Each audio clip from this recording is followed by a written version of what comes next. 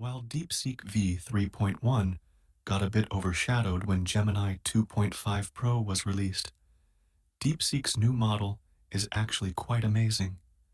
It's incredibly cost-effective, and despite not even being marketed as a reasoning model, it somehow outperforms models like Claude 3.7 Sonnet, which is truly impressive. I'm really impressed by this model, considering it's almost 10 times cheaper than Claude 3.7 Sonnet, while offering nearly the same capabilities. The Aider leaderboards show significant improvement over the previous model, and it performs exceptionally well in my own tests too, which is remarkable. It shows an improvement of about 6 points in MMLU, while gaining 9.3 points in GPQA and approximately 19.8 points in AIM. It also demonstrates a 10-point improvement in live code bench, which is excellent.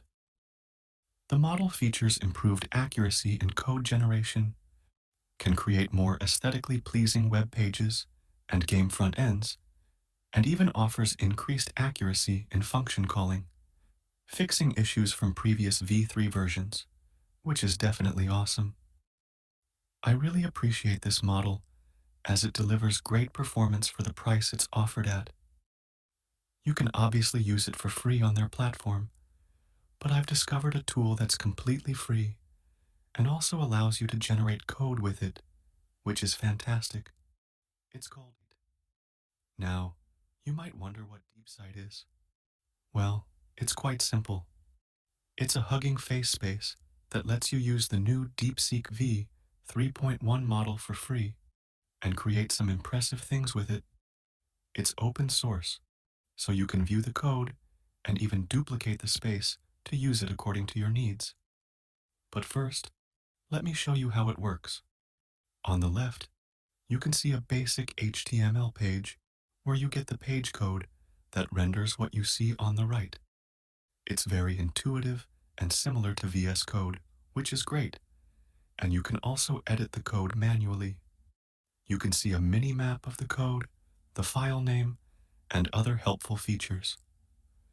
Looking at the interface, you can see the code on the left, and if you look down, you'll notice the prompt box. This is where you enter prompts about what you want the AI to create. You can ask it to generate any kind of app or tool you need. It only generates code in a single file and only uses HTML, which might seem limiting, but it actually works quite well in practice. You can reset the code by clicking the new button, which will revert the code to the default template, which is very convenient.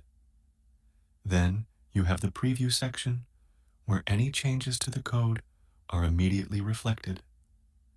You can also manually change something in the code, and it will update in the preview as well. Now, let's try it out and see what it can do and how it performs. Ask it to make me an image cropper tool. I'm going to enter the prompt here, and once I send it, you'll see it start working. The code starts streaming immediately, and you can see it happening right here.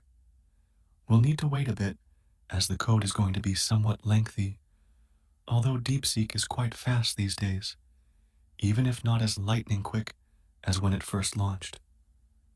If we wait a moment, there, it's done now, and you can see the completed generation. The result is actually amazing.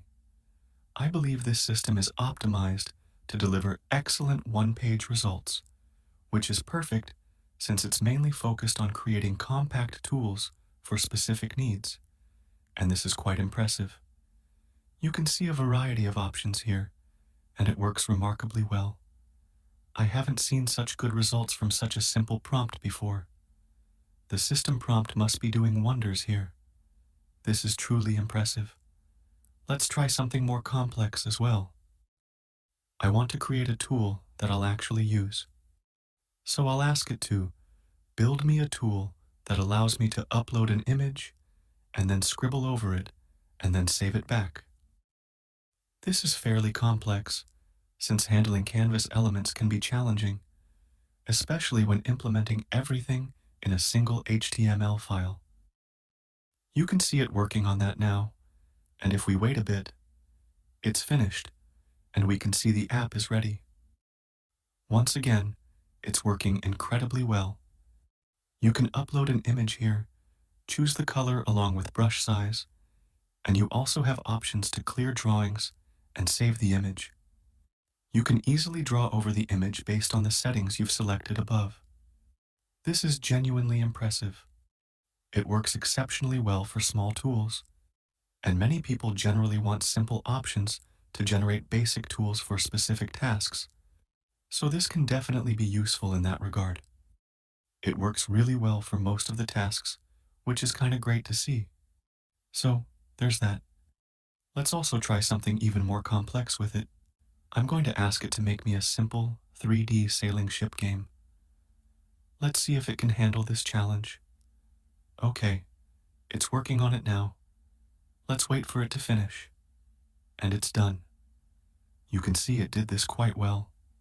It wrote the code, and now we have a functioning game. It looks good and works smoothly, which is awesome, especially considering it's all done in one page and completely free.